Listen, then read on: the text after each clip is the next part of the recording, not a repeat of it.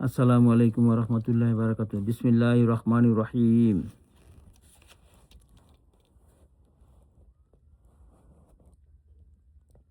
হযরত সালমান রাদিয়াল্লাহু আনহু হতে বর্ণিত আছে, তিনি বলেন, প্রিয় নবী করিম সাল্লাল্লাহু আলাইহি সাল্লাম শাবানের শেষ তারিখে আমাদেরকে নসিহত করিয়াছেন যে, তোমাদের মাথার উপর এমন একটি মর্যাদাশীল মুবারক মাস ছায়া স্বরূপ আসিতেছে, যাহার মধ্যে শবে কদর নামে একটি রাত্রি আছে, যাহা সহস্র মাস হইতে উত্তম। আল্লাহ তাআলা রোজা তোমাদের উপর ফরজ করিয়াছেন এবং রাত্রি জাগরণ অর্থাৎ তারাবি পড়াকে তোমাদের জন্য পুণ্যের কাজ দিয়াছেন। যে ব্যক্তি এই মাসে কোনো নফল আদায় করিল, সে যেন রমজানের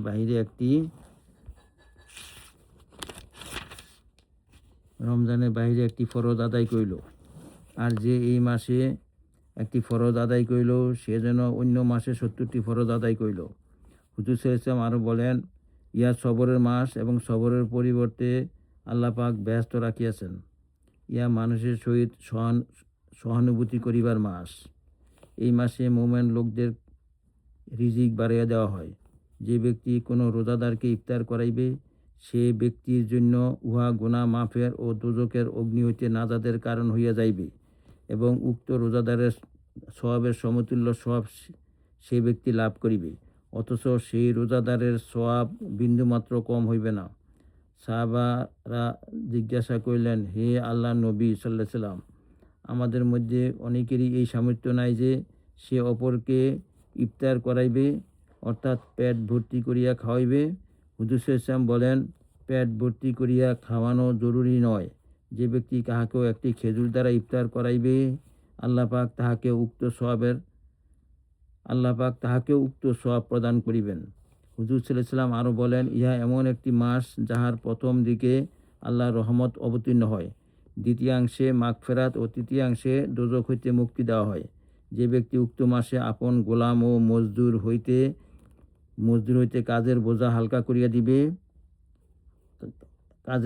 হালকা করিয়া দেয়, আল্লাহ পাক তাহাকে মাফ করিয়া দিবেন এবং দোজখের অগ্নি হইতে নাজাত দান করিবেন।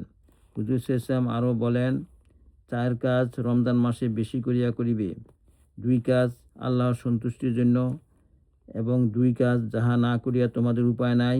প্রথম 2 কাজ যদ্বারা আল্লাহকে সন্তুষ্ট করিবে, উহা এই যে কলেমা তয়্যিবা ও আস্তাগফিরুল্লাহ বেশি বেশি করিয়া পড়িবে। দ্বিতীয় 2 কাজ এই যে আল্লাহর নিকট বেহেশতের প্রার্থনা করিবে এবং দোজখ হইতে পানা চাহিবে। যে ব্যক্তি এই মাসে কোনো রোজাদারকে পানি পান করাইবে, আল্লাহ পাক কিয়ামতের দিবসে তাহাকে আমার হাউজে কাউসার হইতে এরকম পানি পান করাইবেন, যার পর বেহেশতে প্রবেশ পর্যন্ত আর পিপাসা হইবে না। বাইহাকি শরীফ। ফায়দা: উক্ত হাদিসের কোনো বর্ণনাকারী সম্পর্কে মুহাদ্দিসিনগণ কিছুটা মতবিরোধ করিলেও ফজিলত সম্পর্কীয় হাদিসে ওইসব দুর্বলতা গ্রহণযোগ্য নয়। দ্বিতীয়ত, ইহার অনুরূপ বর্ণনা বিভিন্ন হাদিসে পাওয়া যায়। উল্লিখিত হাদিসে কয়েকটি জরুরি বিষয়ের উপর ইঙ্গিত করা হইয়াছে। প্রথমত, শাবানের শেষ তারিখে রমজানের ফজিলত সম্পর্কে গুরুত্বপূর্ণ ভাষণ দান করিয়া সবাইকে সাবধান করিয়া দিয়েছেন, যেন রমজানের একটি মুহূর্তও ব্যর্থ না যায়। অতঃপর কয়েকটি জরুরি বিষয়ের উল্লেখ করিয়াছেন। তন্মধ্যে সর্বপ্রথম শবে কদর, যাহা অতি গুরুত্বপূর্ণ রাত্রি, যাহার বিস্তারিত বর্ণনা দ্বিতীয় পরিচ্ছদে আসিয়াছে।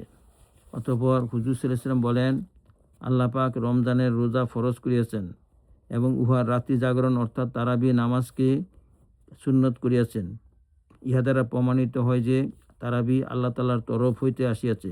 তবে অনেক ক্ষেত্রে হুজুর সাল্লাল্লাহু আলাইহি ওয়াসাল্লাম উহাকে নিজের সুন্নত বলিয়া অভিহিত করিয়াছেন। উহা অধিক তাকিদের জন্য করা হইয়াছে।